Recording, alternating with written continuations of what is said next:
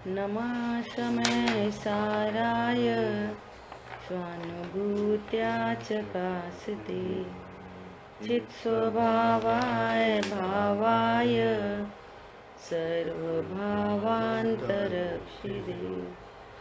वन्दितु सर्वसिद्धे ध्रुवमचलमणोवमं गदिं पत्ते ओक्ष्यामि समय पाहुर ब्रह्मो सुध केवली बड़िदम।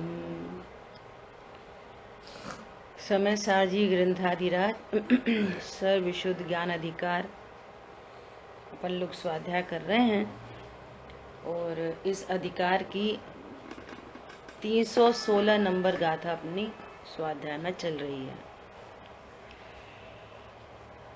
कल अपन ने टीका शुरू की थी, बहुत ही महत्वपूर्ण टीका है। आगामी जो गाथाएं आ रही हैं वो भी बहुत ही महत्वपूर्ण हैं। हम शांति से आचार्य देव क्या कहना चाह रहे हैं उसको समझने का प्रयास करेंगे तो जरूर हमारा कार्य होगा, है ना। देखो, कल भी अपन ने बात स्टार्ट की कि आचार्य देव ने स्वयं ही उत्थानिका में प्रश्न उठाया कि यदि जीव अकर्ता है तो फिर बंद क्यों हो रहा है ना। आचार्य देव ने ऐसा आंसर नहीं किया कि क्योंकि तुम पाप करते हो, ऐसा आंसर नहीं किया। क्योंकि तुम अभक्ष आदि का भक्षण करते हो, ऐसा आंसर नहीं किया। और तुम्हें यदि बंद से बचना है तो तुम अन्याय अनीति अभक्ष छोड़ो, ऐसा नहीं कहा। क्या कहा कि बंद क्यों हो रहा है? ओहो, ये तो कोई अज्ञान की गहन महिमा है, ये तो कोई अज्ञान की अज्ञान की गहन महिमा है। यदि हम बहुत गंभीरता से विचार करेंगे, हम ऐसा विचार करके स्वाध्याय सुनेंगे या करेंगे कि मुझे अपनी पूरी सोच बदलनी है। स्वाध्याय नहीं सुनना, पूरी थॉट प्रोसेस बदलनी है, क्योंकि यही एकमात्र सुखी होने का उपाय है। इस गंभीरता को रखते हुए यदि हम स्वाध्याय सुनेंगे तो हमारा ज्ञान अपडेट होगा, अन्यथा नहीं होगा। एक तरफ हजारों प्रश्न है, दूसरी तरफ एक त्रिकाली ध्रुव है, बस कुछ नहीं। और एक तरफ करोड़ों समस्याएं हैं, दूसरी तरफ एक ही समाधान है, एक समाधान। ओहो, ये कोई अज्ञान की गहन महिमा है। अब आचार्य देव इतना ही बोल के नहीं छोड़ते कि अज्ञान की गहन महिमा है। अब आचार्य देव उस अज्ञान को बताते हैं, ऐसे नहीं छोड़ देंगे। भैया, अज्ञान के कारण दुख है और सम्य ज्ञान से सुख है। अब अज्ञान क्या है, सम्य ज्ञान क्या है, हमें क्या पता। तो आचार्य देव कह रहे हैं कि स्व पर के एकत्व का अध्यास ये अज्ञान है। बस अज्ञान बता दिया। तो अब वो क्या है स्व पर का एकत्व का अध्यास? कि तुम्हें जो जो कर्म के उदय में सामग्री मिल रही है, तुम उसमें एकत्व करते हो और अपने स्वभाव को भूलते हो, ये भी बता दिया। बोलो, कितना क्रम से आचार्य भगवान बात करते हैं। उस अज्ञानता को बंद का कारण कहा, फिर अज्ञानता बताई। क्या है अज्ञानता? ये पूरी चर्चा बंद अधिकार में थी, एज इट इज। और स्टार्टिंग से जीव अधिकार में यही बात। 100 समय पर समय में दूसरी गाथा में ही यही बात। तो कह रहे हैं अज्ञानता क्यों हो रही है? तब यहाँ पर टीका में कह रहे हैं अज्ञानी शुद्ध आत्मा के ज्ञान के अभाव के कारण। ये अज्ञानी क्यों है? कि बहुत लड़ता है, बहुत झगड़ता है, मंदिर नहीं जाता, अज्ञानी है। नहीं, ये अज्ञान नहीं है। अज्ञान क्या है? शुद्ध आत्मा हूं ऐसा नहीं जानता अस्थि से, ये अज्ञान है। ये कितना अज्ञानी है, देखना रात में खाता है। रात में खाना अज्ञान नहीं है। ये तो पूजा ही नहीं करता, ये तो मंदिर ही नहीं जाता, ये तो बहुत झगड़ा करता है। ये अज्ञान नहीं। शुद्ध आत्मा हूं ऐसा नहीं जानना, ये अज्ञान है। ये अज्ञान है अस्थि से। और नास्ति से बोलो तो अब जो कर्म के उदय का कार्य है वो बता दिया पहले कि कर्म मूल में 2 प्रकार के, घाती और अघाती, और अघाती कर्म के सब डिवीजन 4 और घाती भी 4 प्रकार के। अब देखो कि 4 प्रकार के घाती और 4 प्रकार के अघाती के निमित्त में क्या क्या घटनाएं घटती हैं। तो कह रहे हैं आयु, नाम, गोत्र, वेदनी। तो इनके फल में क्या क्या हो रहा है? कोई आयु मिली है, मनुष्य आयु, देव आयु, त्रियंच आयु, नरक आयु। तो अब ये क्या जान रहा है? हम मनुष्य हैं, बस हम मनुष्य हैं। पीछे गाथाओं में, टीका में अमृतचंद आचार्य देव कहते हैं कि ये निशंकपने प्रवर्तित, उसको कोई शंका ही नहीं है, मैं मनुष्य नहीं हूं, ये कोई शंका ही नहीं है, किसी प्रकार की शंका ही नहीं है। अरे मैं मनुष्य हूं, मैं स्त्री हूं, इसमें क्या है? इसमें क्या पाप है? भैया हिंसा मत करो, झूठ मत करो, चोरी मत करो, ये पाप है।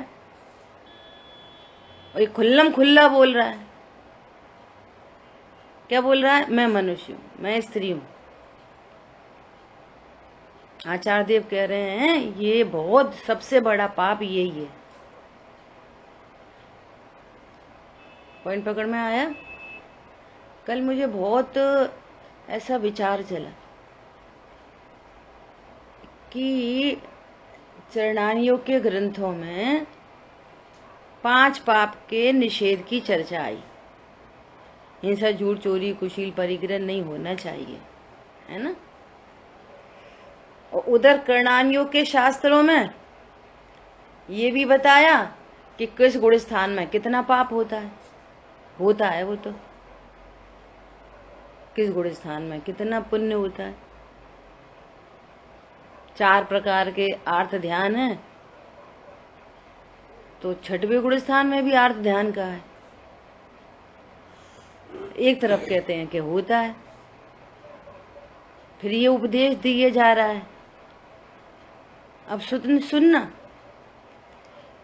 कि भैया पाप नहीं करना चाहिए, तो श्री गुरु तो सबके उपकारी हैं,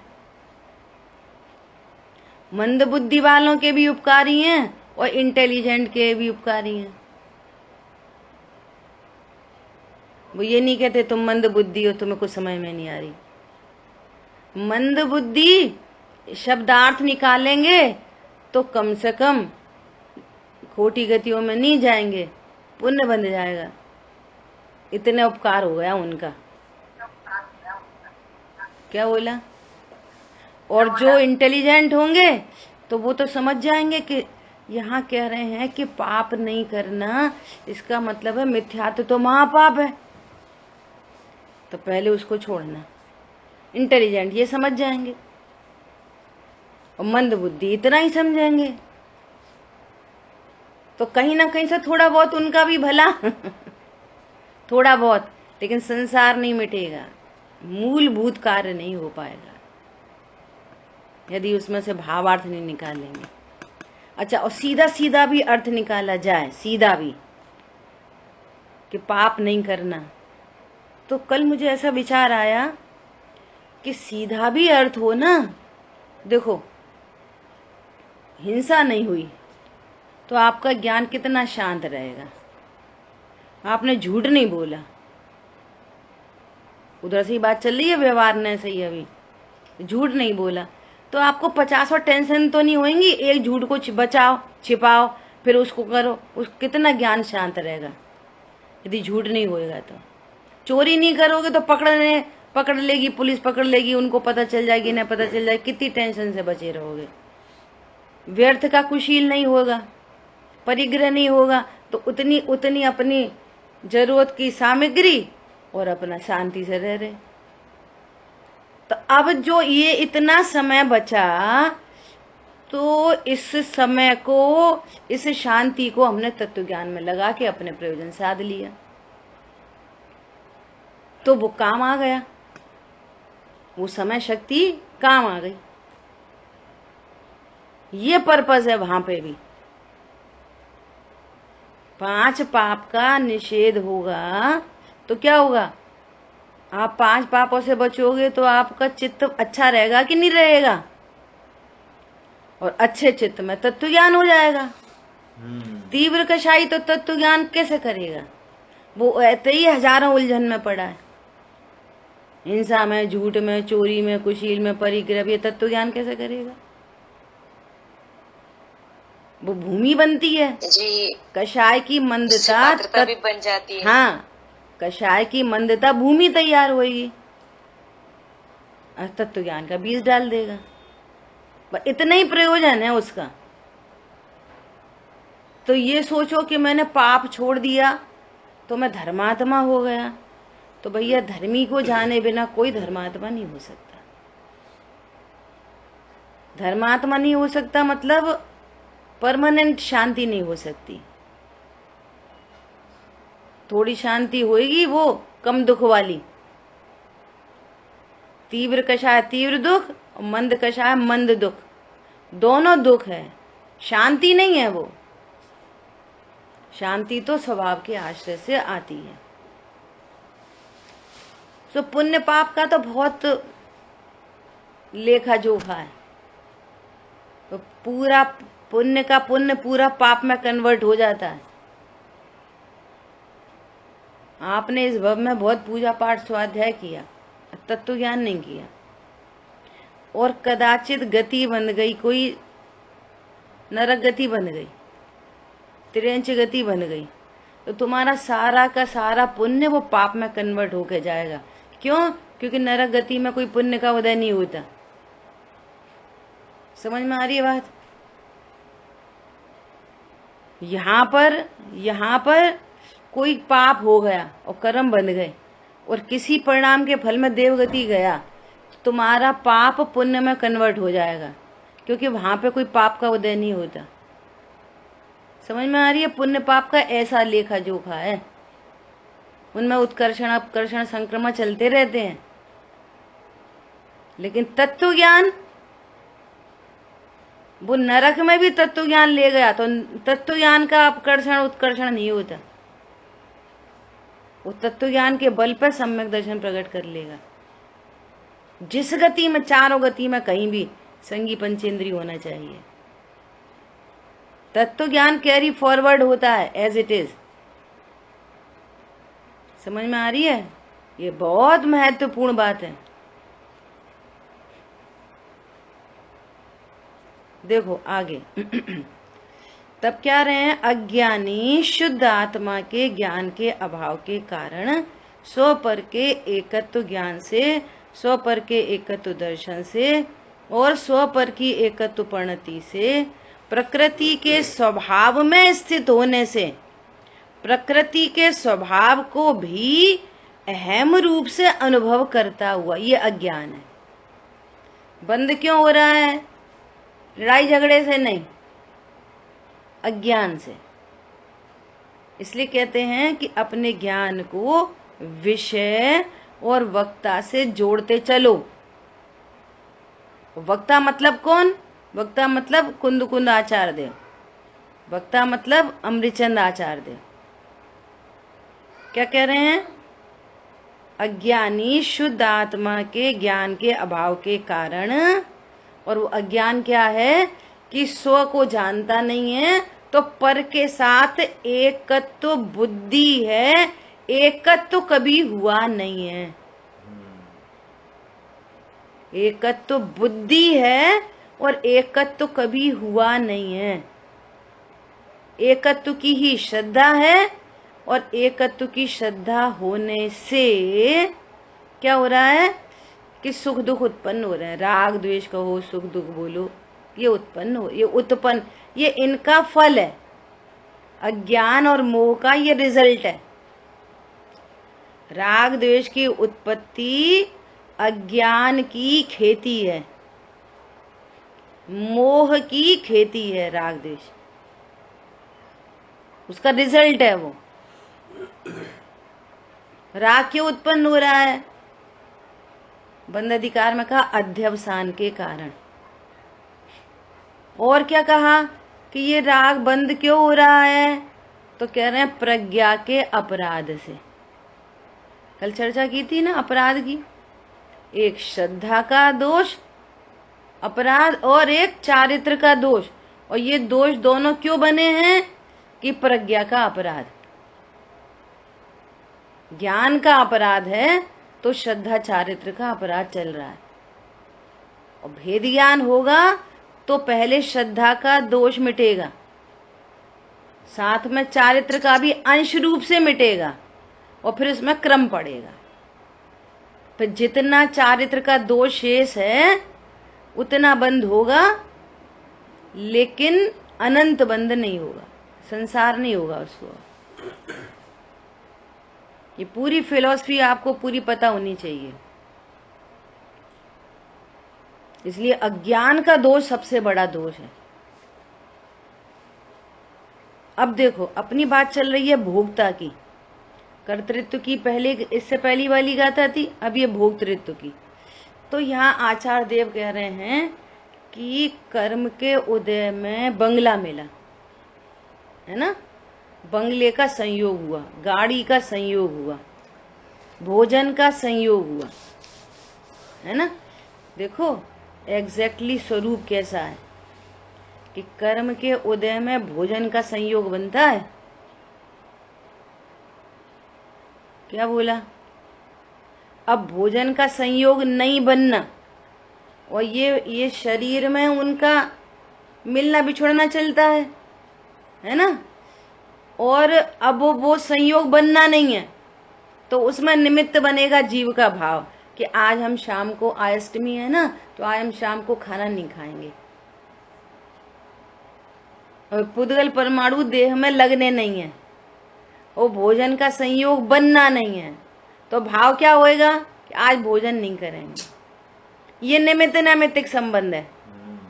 और ये क्या अर्थ निकालता है कि आज मैंने भोजन नहीं करा। पॉइंट समझ में आया?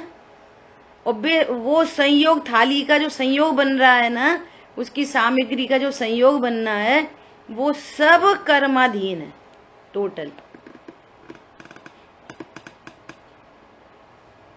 समझ में आ रही बात?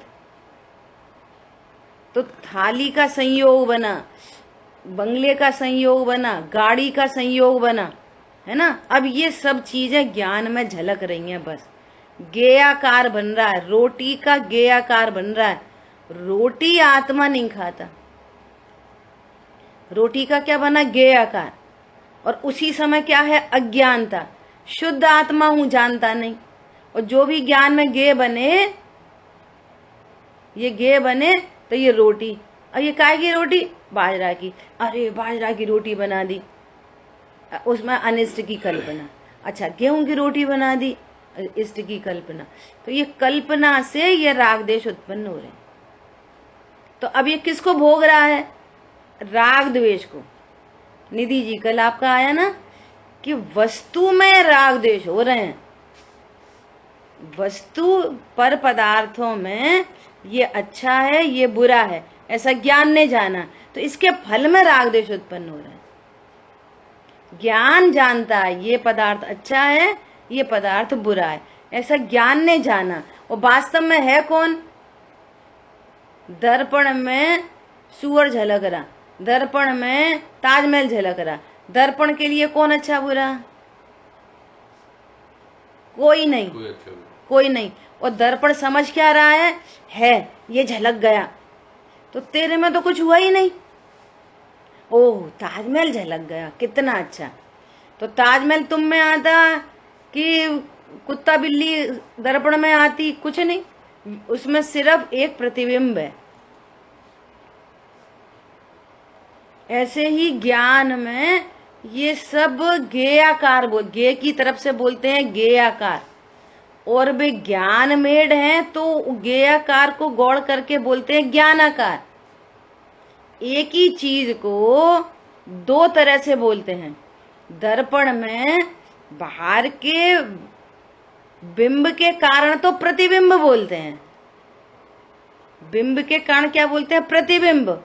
और दर्पण के एंगल से देखेंगे तो वो दर्पण की रचना है, दर्पण मेड है।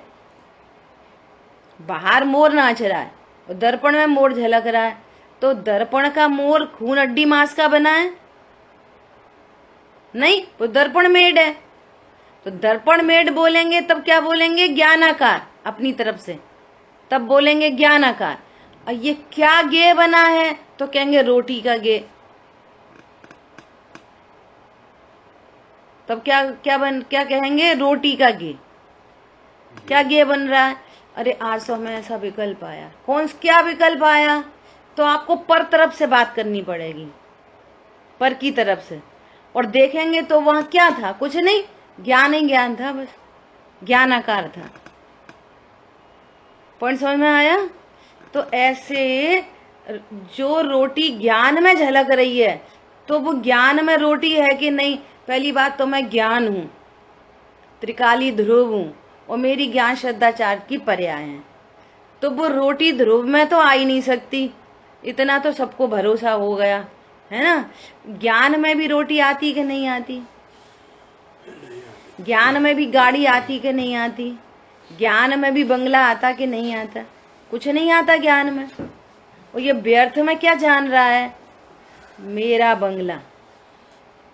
ऐसा नहीं बोल रहा मेरे अनंत गुण, मेरी गाड़ी, मेरी अनंत शक्तियां, मेरे पत्नी बच्चे, ओहो मेरे अनंत धर्मयुगल। पॉइंट समझ में आ रहा है? ऐसा। अब देखना दुख किधर से हुआ। अब चूंकि पर को निज रूप से जाना, अब उनमें कल्पनाएं हो रखी हैं, अनित्य में नित्य को बनाने की कल्पना। अब उस बंगले में कुछ हुआ तो अब दुख उत्पन्न होगा, 100% होगा ही होगा, होगा ही होगा। और पर को पर जाना और स्व को स्व जाना, तो नियम से सुख होगा ही। यही एकमात्र सुखी होने का उपाय है। देखो दृष्टांत, हमारे पास एक गाड़ी थी है ना, और बाहर खड़ी थी। अब चूंकि जहाँ सोसाइटी में रहते हैं ना, तो बहुत सारे, तो अपन ने ऐसे ऐड डाल दिया कि ग्रुप में ऐड भेज दिया, क्या कि हमको होंडा सिटी बेचनी है, हमको होंडा सिटी बेचनी है। तो बहुत सारे लोगों के आ गए, हमें लेनी हमें लेनी हमें लेनी हमें लेनी। बाहर ही खड़ी थी, तो लोग देख रहे हैं उसको। तो एक के साथ एक ने बात फाइनल कर दी कि हम ले लेंगे, ठीक है ऐसा। तो घर में बात चली आपस में, तो उन्होंने बोला कि वो टोकन मनी दे गया, वो उसने पेटीएम कर दिया ऐसा। उसने बोला मैं भाई साहब आपको अभी 1 घंटे बाद पेटीएम कर दूंगा, ऐसा उसने बोला, ठीक है। 1 घंटे के अंदर अंदर क्या हुआ कि वो गाड़ी है ना, कोई बगल में से किसी ने अपनी गाड़ी निकाली तो उसमें टक्कर मार दी, उस गाड़ी में टक्कर मार दी।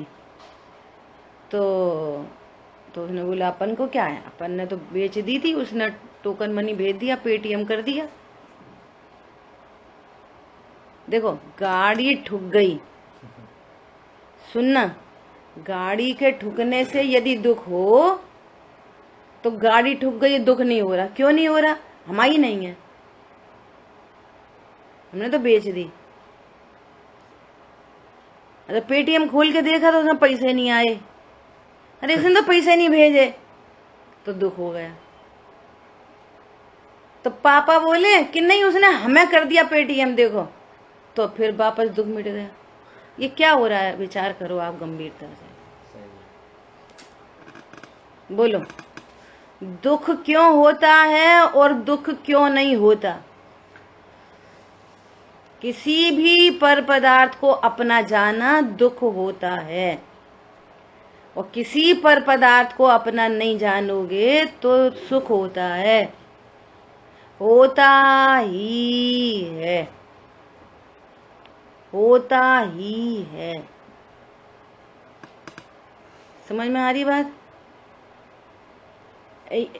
ये गाड़ी शरीर की गाड़ी मेरी है। अब इसमें कुछ हो जाए दुख होगा, उसमें अनेक कारण मिलेंगे, उस दुख में भी वहां पे कर्म का उदय विद्यमान होएगा, चारित्र मोहिनी संबंधी कर्म का उदय विद्यमान होगा, अंतराय कर्म का उदय विद्यमान होगा, सहा नहीं जाएगा, और भी अनेक निमित्त उपस्थित होंगे, बिन निमित्त अपना काम करते रहेंगे। लेकिन आपको दुख क्यों हो रहा है? अपन इसकी चर्चा कर रहे हैं। किसको भोग रहा है? कल्पना को भोग रहा है कि शरीर को भोग रहा है? शरीर ज्ञान में है या शरीर में जो परिणमन हुआ वो ज्ञान में है, कि ज्ञान में अकेली अज्ञानता है और अज्ञानता से दुख उत्पन्न हो रहा है? और ये अज्ञानता रिलीज हो जाए कि ये शरीर मेरा नहीं, तो ये दुख मिटना शुरू। और फिर इसमें क्रम पड़ेगा, अनंतानुबंधी के अभाव संबंधी सुख होगा, फिर अप्रत्यक्ष इसी स्वभाव के आश्रय से। एक ही पंथ है, आंशिक शुद्धि जिससे प्रगति, पूर्ण शुद्धि इसी से मिलेगी और किसी से नहीं मिलेगी। और रास्ते में जो अणुव्रत महाव्रत आएंगे ना, तो जिसको व्यवहार से मोक्ष मार्ग कहते हैं, वे बंध में ही निमित्त बनेंगे, वे मोक्ष मार्ग नहीं है। मोक्ष मार्ग तो स्वभाव के आश्रय से चलता रहेगा। जितना स्वभाव का आश्रय होगा, 2 कषाय चौकड़ी का अभाव होगा और दुख मिटेगा, 3 कषाय चौकड़ी का अभाव हुआ स्वभाव के आश्रय से और दुख मिट जाएगा, और 4थी कषाय चौकड़ी का अभाव होगा, संपूर्ण दुख मिट जाएगा। कैसे मिटेगा दुख? स्व पर के एकत्व का अज्ञान मिटेगा सुख, और स्व पर का एकत्व जब तक बना रहेगा तब तक दुख चलता ही रहेगा। गतियां, ये तुम्हारे पुण्य पाप के खेल में गतियां बदलती रहेंगी, लेकिन तत्व ज्ञान के अभाव में दुख शाश्वत होते हैं। पुण्य पाप से गतियां बदलती रहेंगी और दुखी बना रहेगा, स्व पर के एकत्व के अध्यास के कारण। पुण्य पाप का खेल समझ लो और तत्व ज्ञान का खेल समझ लो। क्या होगा पुण्य पाप से? गतियां बदलती रहेंगी, दुख नहीं मिटेगा। और तत्व ज्ञान के अभ्यास से क्या होगा? भेद ज्ञान के अभ्यास से 2 गति तो परमानेंट ही मिट जाएंगी, त्रियंच नरक गति, और 2 वेद मिट जाएंगे, नपुंसक और स्त्री वेद। वे तो गतियां ही नहीं मिलेंगी, देव और मनुष्य गति बचेगी। और मनुष्य गति भी 4थे गुण स्थान तक बनती है, 4थे गुण स्थान के ऊपर मनुष्य गति नहीं बनती, फिर देवगति ही बनती है। फिर वो डिमोशन होके 4थे में आते हैं ना देवगति में, तो फिर मनुष्य गति बन जाती है। समझ में आ रही गणित कर्णान योग का? 4थे गुण स्थान तक पुरुष वेद और वो क्या बोलते हैं, मनुष्य गति बनती है। और इससे ऊपर चले जाएंगे ना, पांचवे में, पांचवे वाला अनुव्रती देव ही बनता है। छठवें सातवें गुणस्थानवर्ती मुनिराज देव ही बनते हैं। अब चूंकि वहां चौथा हो जाता है इसलिए वापस मनुष्य बन जाते हैं, क्योंकि चौथे गुणस्थान में मनुष्य बन सकती है, दो गति तो बनती नहीं है। ये तत्व ज्ञान का फल है। पॉइंट पकड़ में आ रहा है? और सुनो, पाप का परिणाम डिफरेंट चीज है, एकदम डिफरेंट चीज है। पाप का परिणाम एकदम डिफरेंट, प्लस मिथ्यात्व, पाप भाव प्लस मिथ्यात्व। अभक्ष खा लिया तो अभक्ष में पाप का बंध होएगा, लेकिन मिथ्यात्व से अनंत बंध। ये दो बंध एक साथ चलते हैं। अच्छा, हमने अभक्ष छोड़ दिया तो पुण्य बंध होएगा, लेकिन पुण्य बंध के साथ में मिथ्यात्व का बंध चल रहा है। ये दो बंध साथ चलते हैं, मिथ्यात्व प्लस पाप बंध, मिथ्यात्व प्लस पुण्य बंध। और ये मिथ्यात्व अनंत संसार का कारण है, और ये पुण्य पाप से चार गति होती है। और फाइनली मिथ्यात्व के बल से फाइनली निगोद पहुंच जाएगा। जैन कुल मिला इतना अच्छा सब कुछ, और तत्व ज्ञान नहीं किया, भेद ज्ञान नहीं किया, एट लास्ट निगोद चला जाएगा। ये त्रस्पर्या पूरी हुई और फिर निगोद, फिर अनंत काल, अनंत अनंत अनंत अनंत अनंत अनंत काल। ये करणान योग है। इसलिए पूरी समय शक्ति कहाँ? ये भेद विज्ञान। दुख क्यों होता है? देखो अब कितनी गजब की बात। अब अपन आगे चर्चा कर बढ़ा रहे हैं। 3 दिन से अपनी इतनी ही चर्चा हो पा रही है। देखो आगे, प्रकृति के स्वभाव को भी अहम रूप से अनुभव करता हुआ, प्रकृति के स्वभाव को भी अपने ज्ञान स्वरूप को जानता नहीं, और कर्म के फल में, घाती कर्म के फल में जो परिणाम हो रहे हैं, जो कल परसों आपने पॉइंट पकड़ा, ये है जो भी ज्ञेयाकार ज्ञान में बना, वो ज्ञानावणी कर्म उसमें निमित्त है। मिथ्यात्व में दर्शन मोहिनी निमित्त है, और राग द्वेष में चारित्र मोहिनी निमित्त है।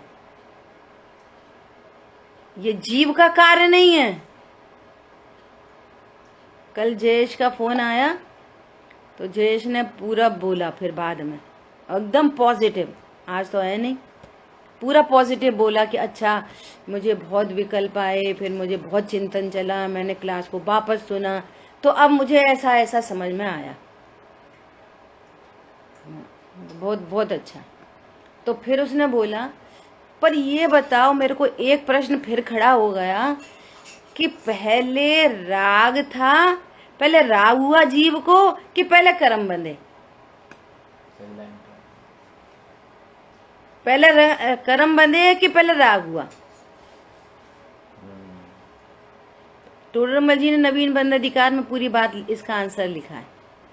तो मैंने उसको पूछा कि तुम ये बताओ कि पहले मुर्गी थी कि पहले अंडा? बोले मुर्गी अपने आप आ जाएगी बिना अंडे के, और अंडा अपने आप आ जाएगा बिना मुर्गी के। तो बोले ये तो फंसा दिया आपने, कि अनादि से मुर्गी अंडा साथ ही थे।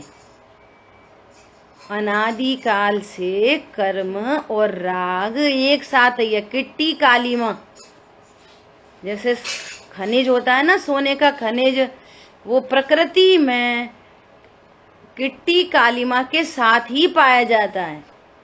ऐसा नहीं हुआ कि किसी ने सोने को चूरी करके और नीचे गाड़ दिया, फिर उसमें वो किट्टी का संयोग हुआ तो वो उसमें कालीमा आ गई।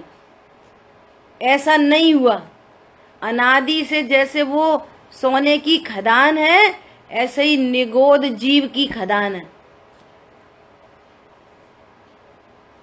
क्या है निगोद? जीव की खदान है वो। जैसे खदान से सोना निकलता है, ऐसी 6 महीने 8 समय में जीव की खदान में से 608 जीव निकलते हैं। समझ में आ रही बात? और जैसे उस गोल्ड, उसकी खनिज की पूरी प्रोसेसिंग होते हुए फिर वो 24 कैरेट का हो जाता है, तो वो सुनार के 100 केश में सुसज्जित हो जाता है। ऐसे ही ये निगोद से निकल के ये पूरी प्रोसेसिंग होती है, तो 24 कैरेट का होके सिद्धालय में विराजमान हो जाता है। सेम टू सेम प्रोसेस है। जैसे वहां 16 ताव लगते हैं, ऐसे ही यहाँ पर 14 गुण स्थान होते हैं। Same to same. और जैसे वहां गोल्ड में कुछ नहीं करा जाता, अकेली किट्टी हटाई जाती है, किट्टी हटने से कालीमा मिट जाती है, इसी प्रकार यहाँ पर ध्रुव में त्रिकाली में कुछ नहीं होता। त्रिकाली ध्रुव का आश्रय करते हुए राग मिटता है और कर्म मिटते चले जाते हैं। Same to same. समझ में आ रही है? जैसे वहां सोने में ऊपर से पेंट करके उसको चमकाया नहीं जाता, ऐसे ही जीव में ऊपर से अणुव्रत महाव्रतों से वीतरागता नहीं आती, शरीर की क्रिया से वीतरागता नहीं आती, शुभ अशुभ भावों से वीतरागता नहीं आती। वो अंदर से ही वो स्वर्णत्व प्रकट होता है। ऐसे ही अंतरंग से ही ज्ञान और वीतरागता स्वभाव प्रकट होता है, अंदर से ही, बाहर से नहीं आती। तो अब राग पहले कि कर्म पहले? यदि हम पहले राग को मानेंगे तो बिना कर्म के उदय के यदि राग हो तो जीव का स्वभाव बन जाएगा, फिर वो उसको हटाना मुश्किल है। क्या बोला? बिना कर्म के उदय के राग हो जाए तो फिर वो स्वभाव बन जाएगा, और स्वभाव को कभी हटाया नहीं जाता। और बिना राग के कर्म बंध जाएं तो हम इतने पराधीन हो जाएंगे कि हमारे राग हुआ नहीं, वो कर्म बन गए जबरदस्ती। तो सिद्ध भगवान को ऊपर से नीचे आना पड़ेगा। राग है नहीं और कर्म बन गए, तो ऐसी आपत्तियां आएंगी अगर पहले बाद माना जाए तो। पॉइंट से लॉजिक से बात समझ में आ रही है? इधर उपयोग लगाना पड़ेगा भली प्रकार से, हर बात की युक्ति समझनी पड़ेगी। पहले राग को पहले जाना जाए तो क्या दोष आएगा? कौन बताएगा? राग को बिना कर्म के उदय के पहले राग यदि माना जाए तो क्या दोष आएगा?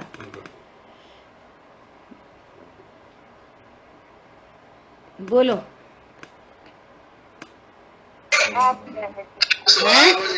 हाँ, स्वभाव सिद्ध हो जाएगा। स्वभाव सिद्ध, जैसे दर्शन ज्ञान चारित शक्तियां है ना, तो ऐसी राग एक शक्ति कहलाएगी फिर परमानेंट। और बिना राग के कर्म बने जाए तो क्या समस्या आएगी? तो कभी भी कैसे भी जीव कभी मुक्ति नहीं हो पाएगा, कभी नहीं मुक्त हो पाएगा, फिर बिना ही राग के कर्म बंध जाएंगे। सो ये निमित्त नैमित्तिक संबंध अनादि से बना हुआ है।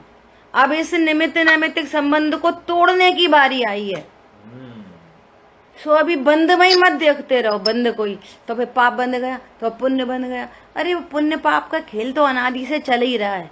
अब तो भेद ज्ञान की बात करो। अब उपयोग को हजारों उन चीजों में न लगा के एकमात्र समाधान की बात करो। भैया आग तो बहुत लग चुकी है, और लगाओगे आग? अब ये बात करो कि ये आग बुझे कैसे? तो फिर कैसे लगी? तो फिर क्यों लगी? तो हम पेट्रोल डाल दें कि पानी डाल दें कि केरोसिन से बुझ जाएगी? कैसे बुझेगी? ज्ञान घन घान बुझावे। और ऐसा ज्ञान नहीं, घन घान, घनघोर बारिश चाहिए, घनघोर, तब शीतलता मिलती है। थोड़ा सा पढ़ लिया, हाँ हाँ, हमें समझ में आ गई, समझ में आ गई, बंद। फिर दूसरे दिन ही खुलेगी जिनवाणी। हाँ, हमें समझ में, हमने वो छोड़ दिया, हमने छोड़ दिया, अब हम ऐसा खाने लगे, फिर हम वैसा खाने लगे। बड़ा अच्छा करने लग गए भैया, तुम जो कर रहे हो शाबाश, और क्या करो। टोडरमल जी कहते हैं कि जो तुम करते हो तो शाबाश, परंतु इससे काम तो नहीं होएगा, काम तो नहीं होगा। ज्ञान घन घान बुझावे, घन घोर। ईमानदारी से देखो, अपने प्रति ईमानदार हो भैया। दूसरे से मायाचारी करके, दूसरे से थोड़ी होती है मायाचारी, अपने से ही होती है।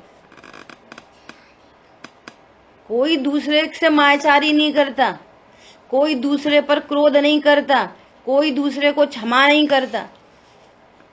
हमने उन्हें क्षमा करा, पागल अपने को क्षमा करा है, उसको क्या क्षमा करेगा।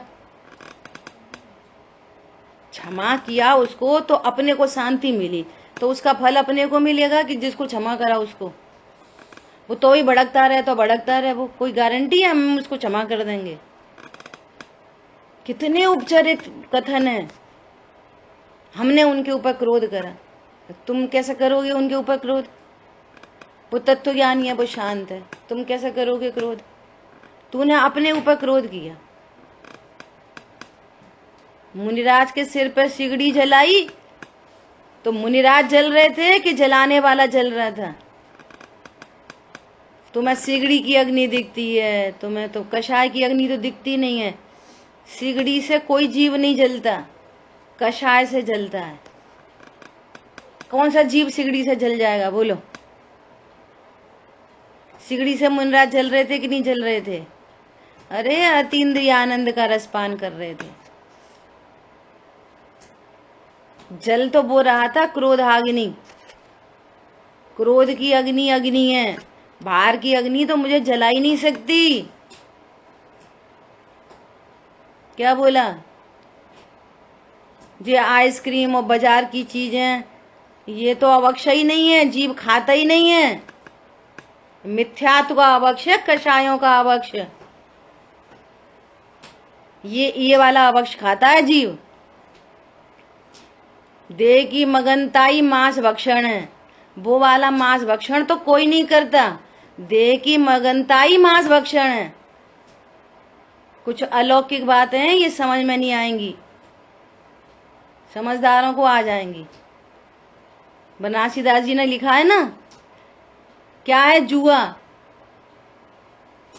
मोह की मदिरा मदिरा मदिरा पान है, वो वाली मदिरा जीव नहीं पीता। अब तुम चर्म चक्षु से देखोगे तो बोलोगे वे तो शराब पीते। कोई जीव शराब पी सकता है कि नहीं पी सकता बोलो। जीव मात्र शराब पी सकता, फिर कौन सी शराब पी रहा है। मोह महामद पियो अनादि। अब मंद बुद्धि ये समझते हैं वो ऐसे उपदेश है तो कोई शराब पीने लगेगा, फिर वो छोड़ेगा नहीं। तो जिसको पीनी है ना, जिसको कर्म बंधने हैं, जैसे होने हैं, तो तुम्हारे उपदेश से नहीं, वो वैसे ही नहीं, वैसे ही पीता ही रहेगा। और उसको जो शराब पीने का बंध है वो अल्प है, और मैं स्त्री हूं पुरुष हूं, ये अनंत बंध है। इसलिए अनंत बंध के त्याग की बात करो अब, ठीक है। मैं प्रश्न बाद में लूंगी, आगे देखो। और क्या बोल रहे हैं, अहम रूप से अनुभव करता हुआ, अर्थात प्रकृति के स्वभाव को भी, यह मैं हूं। प्रकृति के स्वभाव घाती अघाती कर्म के उदय में जो कुछ भी बन रहा है, वो प्रकृति के स्वभाव को भी यह मैं हूं। मेरी पत्नी, मेरे बच्चे, मेरा बंगला, मेरा क्रोध, मैं ही क्रोध हूं, मैं ही मान हूं, मेरा दान, मेरी दया, ये सब लगा लेना। कर्म के उदय, मैं एक ज्ञायक भाव हूं। इसके अलावा जो कुछ भी अपने को जाने माने तो वो पर मैं अहंकार ममकार करता है। और अहंकार ममकार का फल दुख है। सो ये उस दुख को भोगता है, कम दुख तीव्र दुख, पर को नहीं भोगता, पर को कभी नहीं भोगा, कभी भोगा ही नहीं, पर को कभी खाया नहीं, पर को कभी जीव ने न मांस खाया, न आलू खाए और न केला खाया। नहीं, अब हमने आलू छोड़ दिए, ए मांस की बात करते हो, हम जैनी हैं, हम आलू तक नहीं खाते, तो क्या खाते? हम तो केला खाते।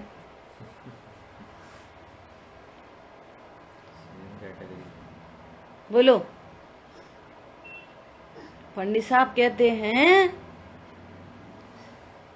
कि वो मुसलमान हिंसा में आनंद मना रहा है और तुम पानी छान के अहिंसा में आनंद मना रहे हो। दोनों एक ही जगह खड़े हो, एक मुसलमान और एक जैनी। कल्पना कर सकते हो? चित्त में नहीं बैठे तो खूब स्वाध्याय करो। क्या क्या बोला? अगर ये बात चित्त में नहीं बैठे तो प्रश्न नहीं उठाओ, चित्त में बिठाओ ये बात को। बोलो। एक जगह खड़े हैं मुसलमान और जैन साहब, और वो जो नारकी है ना, नारकी 24 घंटे झगड़ा कर रहा है, सम्यक दृष्टि है, वो जैन साहब है। वो नारकी नहीं है, वो जैन साहब है। क्यों? ज्ञानी जैन उन्हीं को कहते आत्म तत्व निहारे। जो शील पाउड़ जी में अभी आया कि बाहर से भील हो, चांडाल हो, त्रियंच गति का हो, असुंदर शरीर हो, वृद्ध हो, वो शीलवान है जिसके ज्ञान में गायक है, शीलवान है। देवों की सेवा करते हैं। और जो बहुत स्वाध्याय करता हो और 100 पर के साथ एकत्व हो, कुपुरुष है। कुपुरुष, कुपुरुष शब्द लिखा है। स्वाध्याय आदि में प्रवर्तन होता हो लेकिन 100 पर के एकत्व का अध्यास हो तो कुपुरुष है। वो अज्ञान है, वो कुशील है, श्रद्धा कुशील है, वो चारित्र में कुशील है। वो कुशीलपना है। तुम कहते हो हमने रात में छोड़ दिया, दिन में छोड़ दिया, पक्ष छोड़ दिया। आचार्य देव कह रहे हैं कुशील है। अपने ज्ञान को वहां तक ले जाके जाना पड़ेगा। देखो आगे बहुत सुंदर की बात है। तो ये क्या करता है?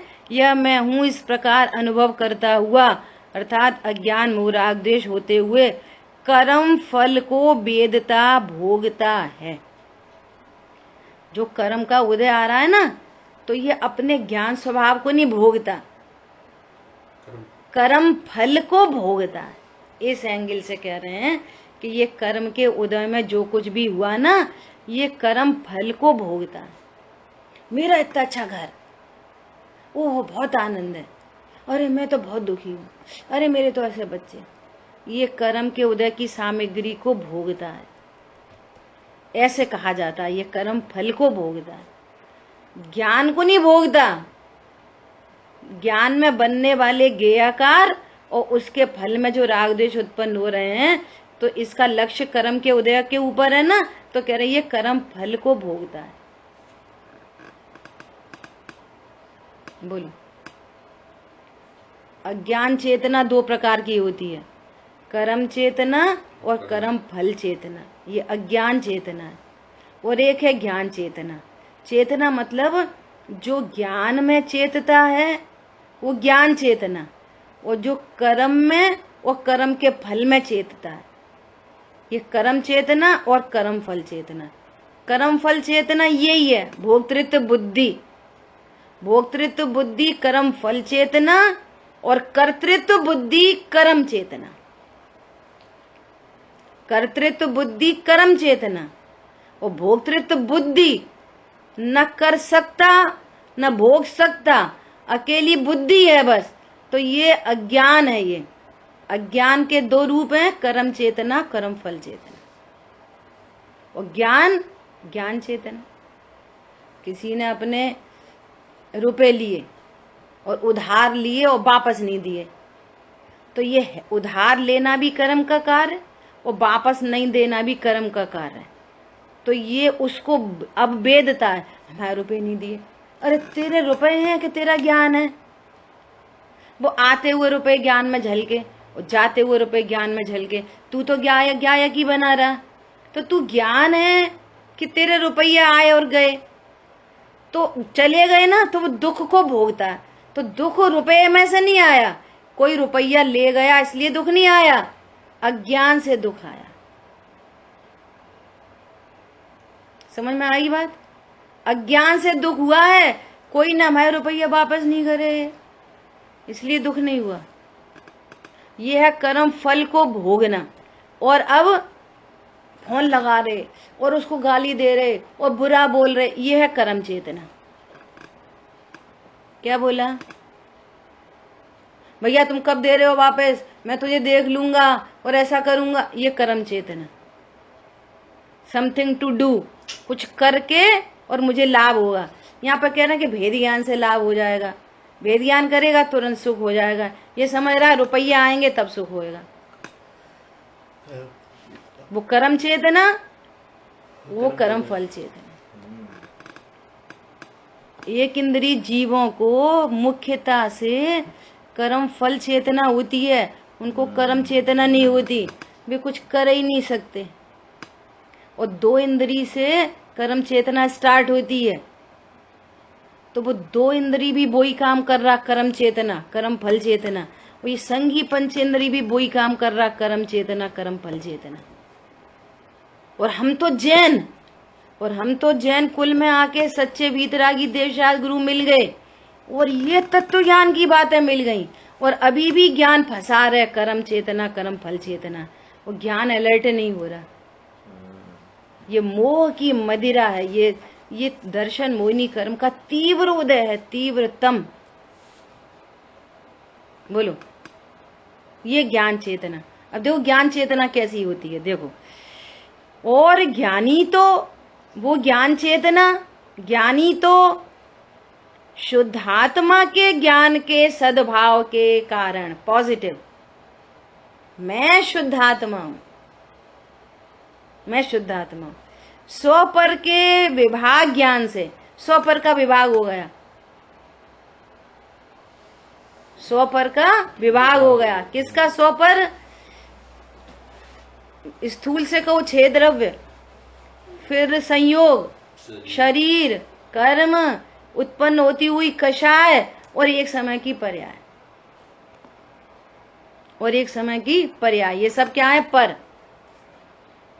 और मैं कौन? त्रिकाली ध्रुव। स्वपर का विभाग हो गया। अब ज्ञान में जो गेयाकार बन रहे हैं ना, वे गेयाकार तो पर हैं ही, यहाँ तो कह रहे हैं वो छायोपशमिक ज्ञान भी पर है। मैं तो ध्रुव हूं, जो गे बनना है बने, मैं तो ध्रुव हूं। ये स्वपर का विभाग उतने सूक्ष्म तक आके ज्ञान में। मधु है अभी आज कल मधु से बात हुई, बाद में मधु का फोन आया है ना, तो अपन ऐसा चर्चा करते हैं ना, अरे उससे तो पाप बंद होएगा, तो अपन यहाँ से काउंटर बात कह रहे, तो छोड़ो ना फिर पूरा पाप। जब सबको पता है कि पाप से, भाव से पाप बंद होता है, तो फिर छोड़ दो ना पाप। क्यों करते हो पाप? अब वो इतनी तो है ना, व्यापार में धंधे में चलती है, तो काय को चलती है? पाप बंद नहीं होएगा तुमको, क्यों चलाते हो? भैया एक अपना मुनाफा सेट कर लो कि 5% का मुनाफा करेंगे, उसके बाद कुछ नहीं। 10% सेट कर लो, उसके बाद कुछ नहीं। अब कहीं बेच रही है चीज ज्यादा में तो तुरंत बेचते हो, कम में खरीद रहे हो तो तुरंत खरीदते हो। क्यों? पाप बंद नहीं होएगा। हम अपन करते हैं ना पाप। अच्छा, शुभ भाव अच्छे के बुरे के बहुत अच्छे, तो शुभ करो ना, लेखा जोखा निकालो कि कितने घंटे शुभ भाव करते हो, कितने घंटे अशुभ भाव करते हो, निकालो। जब सबको पता है कि अशुभ बुरा है, तो क्यों जाते हो भैया अशुभ में? और सबको पता है शुभ अच्छा है, तो फिर क्यों नहीं लगते शुभ में? जिनवाणी द्वारा खोल के कितनी बार देखते? 24 घंटे में स्वाध्याय कितनी देर होती? 24 घंटे में मंदिर कितनी देर होता, निकालो घंटे। इसका क्या अर्थ है? फिर बोलते हैं अरे वो तो हो जाते हैं, तो यही तो भगवान कह रहे हैं होते हैं बे, गुण स्थान प्रमाण। वो मिटाए मिटते नहीं है, करे होते नहीं है। इसलिए ध्रुव का निर्णय करो, यही तो भगवान कह रहे हैं।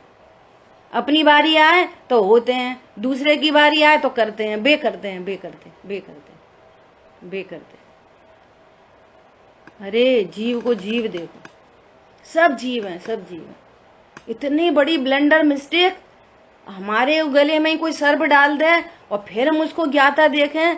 देखो ध्रुव दृष्टि कितनी बड़ी दृष्टि है, बोलो। ये जैन शासन की दृष्टि है। हमारे कोई 10 लाख रुपया मार के चला गया, हम उसको ज्ञायक देख रहे, भगवान आत्मा। और जब तक ये दृष्टि नहीं बने, फिर बार बार उधर चली जाती परिणति, फिर इधर आती। जब तक ये दृष्टि नहीं बने तब तक यही अभ्यास, एक अभ्यास, एक, ओनली वन, ओनली वन। छोड़ने छाड़ने का अभ्यास मत करो, वे तो होते हैं, तुम अभ्यास नहीं कर रहे उसका, वे उदयाधीन हो रहे हैं। तुम धोखे में हो कि हम अभ्यास कर रहे हैं, अभ्यास नहीं कर रहे, वो होते हुए को जान रहे हो। वो कोई अभ्यास है भी नहीं। अभ्यास तो ये है, क्यों तुम फेर फार नहीं कर सकते ना पर्यायों में, तो उसका क्या अभ्यास करोगे? वे सुकुमाल मुनिराज कितना अभ्यास करा उनने। थोड़े दिन पहले राई का दाना चुभता और 3 दिन के बाद श्यालनी पैर में भक्षण कर रही, कितना अभ्यास करा उनने। अरे पर को पर जाना, स्व को स्व जाना, पता चल गई कि ये गाड़ी हमने बेच दी, अब इसमें आग लगे जो लगे, हमने तो बेच दी, पेटीएम में पैसे आ गए। परत तो भाषित हुआ, दुख मिटा। ये गाड़ी मेरी नहीं है, मैंने तो बेच दी, पैसे आ गए मेरे पास तो पेटीएम में, देखो अब इसमें आग लगे चाहे खूब चले, हमारा क्या, हमारी तो है ही नहीं। ऐसे ही इस गाड़ी में कुछ भी हो, मेरी नहीं है, परत तो भाषित हुआ और दुख मिटा। दुख अभी किसका है? एकत्व का, पर से नहीं आ रहा। वो थोड़े दिन पहले अपन ने चर्चा की, कुछ आता नहीं द्रव्य गुण पर्याय में, कुछ जाता नहीं। रॉन्ग नॉलेज, दुख, कुछ नहीं आया गया, ज्ञान में कुछ आता ही नहीं है, ना हलवा पूड़ी और न शुद्ध भोजन ना अशुद्ध भोजन, कुछ ज्ञान में नहीं आता। आता जाता कुछ नहीं है, पर से लाभ जाना, अवक्ष से लाभ जाना, दुख बंद, और मैं अनाहारी हूं ऐसा जाना, सुख। काम खत्म। एक ही काम है बस। दो कितनी बढ़िया बात कह रहे हैं। ज्ञानी तो शुद्धात्मा के ज्ञान के सद्भाव के कारण स्वपर के विभाग ज्ञान से, स्वपर के विभाग दर्शन से और स्वपर की विभाग परिणति से, प्रकृति के स्वभाव से निवृत्त दूरवर्ती होने से, वो सब दूर देख रहा है, दूर से देख रहा है। बहुत साल पहले की बात है, ऐसे गोपाचल पे, तब मैंने ऐसा बोला कि थोड़ी देर के लिए ऐसा करो कि ये पेड़ पे रख दो आत्मा, थोड़ी देर के लिए। सपोज आत्मा यहां से निकाल के रख दी पेड़ पे, अब यहाँ चल रही है स्वाध्याय, तो वो आत्मा होती हुई स्वाध्याय को देख रही है। फिर जिनवाणी बंद कर दी झावाणी के ज्ञान से, इसको भी देख रही है। फिर वो चल पड़ा तो उसको भी देख रही है। वो इधर ही है ना, तो ऐसा लगता है मैं ही कर रहा, मैं ही कर रहा। ऐसा दूरदर्शी, दूरवर्ती दर्शी है। क्या बोला? आत्मा कैसा है? देखो देखो क्या कह रहे हैं कि स्वपर का विभाग हो गया ना, तो प्रकृति के स्वभाव से निवृत्त दूरवर्ती होने से शुद्ध आत्मा के स्वभाव को एक को ही अहम रूप से अनुभव करता है। बस एक को अहम रूप से अनुभव करता है। जब एक को अहम रूप से अनुभव करता है तो सुख होता है, और पर को स्वरूप से अनुभव करता है तो दुख होता है। सीधा सीधा कंसेप्ट है। जब अपने आप को अहम रूप से अनुभव करता है, ओह मैं ध्रुव हूं, तो क्या होता है? सुख होता है। और जब पर को अनुभव करता है तो दुख होता है। क्यों? अब उसमें बहुत सारी आगे की कहानी कर दो। क्यों होता है? कि वो पर मेरे अधीन नहीं है, पर में मिथ्या कल्पनाएं हो रखी हैं, वो अदलती बदलती हैं, मैं तो ध्रुव हूं, ना अदलता ना बदलता। तो जब सुखी होना है तो वो हमेशा प्रेजेंट है। रत्नत्र की निधियां बरसे हुआ सुमालम आलम है कि मात्र प्रतीति अनुभव स्थिरता से शिव होना है को स्वीकार किया। और जो सदा एक रूप है, जिसमें न घटता है न बढ़ता है, जब जब आश्रय करेगा तब तब सुख होगा। क्यों? वो घटता बढ़ता ही नहीं है, उसमें कुछ होता ही नहीं है, जन्मता मरता ही नहीं है, सदा एक रूप है। स्वभाव का आश्रय हुआ। अब जितना आश्रय हुआ उतना सुख, और जितना आश्रय छूटता है उतना विकल्प चालू है, उतना दुख। फिर स्वभाव का आश्रय, दुख की हानि होती है, सुख की वृद्धि होती चली जाती है। एक ही प्रोग्राम है बस। अब देखो आगे बहुत गजब की बात लिखी है। क्या लिखी है? कि स्वभाव को ही अहम रूप से अनुभव करता हुआ उदित कर्म फल को सुनना। बहुत टेक्निकल बात लिखी है, बहुत ही गजब की, बहुत गंभीरता से सुनना, शांतनु। उदित कर्म फल को, जो कर्म का उदय आ रहा है, उस कर्म फल को उसके गे मात्रता के कारण जानता ही है। वो तो मात्र ज्ञान का गे है, वो मेरे में आता जाता कुछ नहीं है। गे मात्रता के कारण। और ये क्या समझता है? मेरा होने के कारण मुझ में ही आ गया, मैं ही उस रूप हो गया, मेरे ही पैर टूट गए, मेरे को ही बुखार आ गया। और है ज्ञान में गे मात्रता ओनली।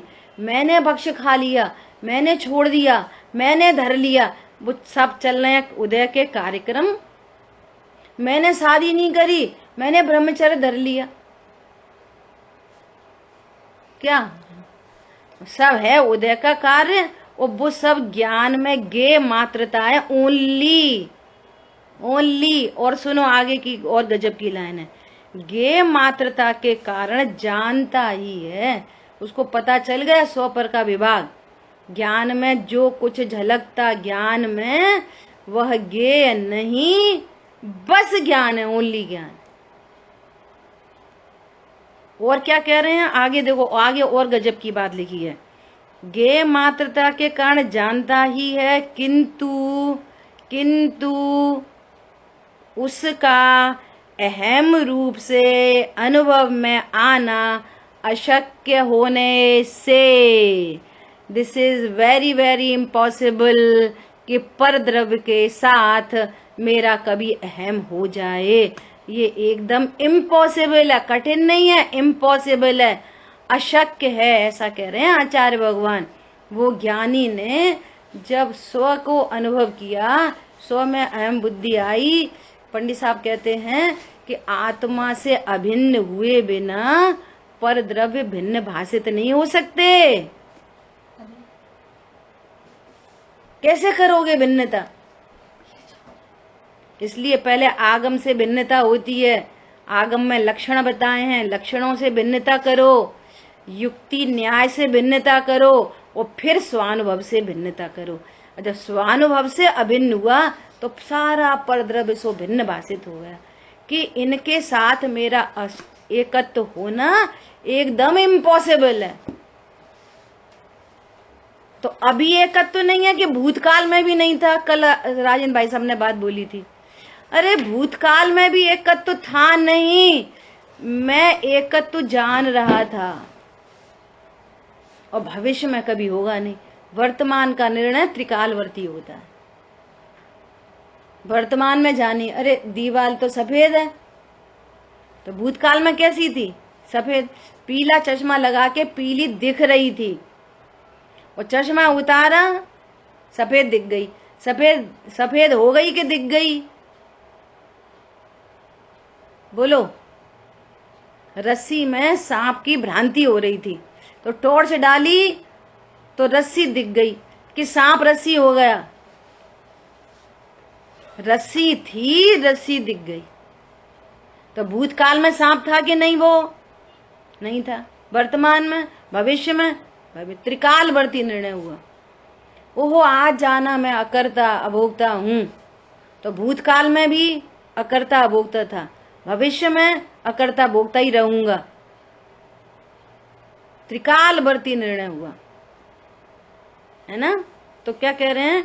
अहम रूप से अनुभव में आना अशक्य होने से उसे नहीं भोगता। अब आगे बहुत गजब की गाथा आ रही है। तुमको ज्ञानी दिख रहा है कि लड़ रहे, रो रहे, गा रहे, भोग रहे, वो अपने को क्या जानता है? अभोक्ता। मैं अभोक्ता स्वरूप हूं। तो वो ज्ञानी जिसने ऐसा जाना कि पर के साथ मेरा कभी अहम नहीं हो सकता, वो परमानेंट अकर्ता अभोक्ता हो गया। इसलिए वो अकर्ता है, अवेदक है, और अवेदक है इसलिए प्रसन्न है, प्रसन्न है इसलिए उससे कर्म नहीं बंधते, और पूर्वबद्ध कर्म की निर्जरा चल रही है। तुम कह रहे हो भोग रहे, वे कह रहे हैं निर्जरा हो रही है। उनके जैसी, भगवंतों जैसी दृष्टि चाहिए।